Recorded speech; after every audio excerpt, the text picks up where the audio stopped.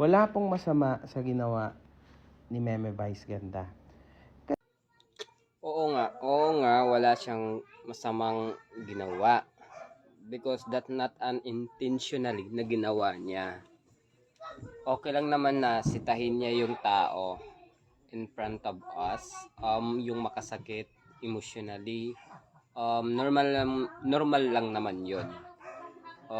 Naintindihan ko yon yung segment at yung ginawa ni Axel. That's bad talaga, which is tama naman si Mebase. The point is, alam niya namang nakasakit siya ng tao and ng public.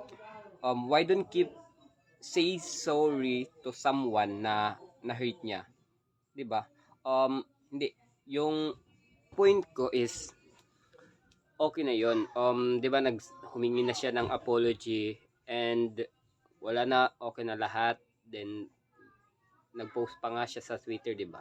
So kinabukasan kasi bali klinim niya ulit na hindi daw niya deserve yung mag-sorry siya kay Axel, which is mali naman talaga yun.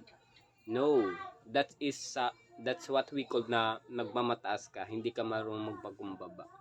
Kahit alam mong nakasakit ka na ng feelings ng iba. I know, Mimi Vice, ginawa niya yun, which is to correct Axel.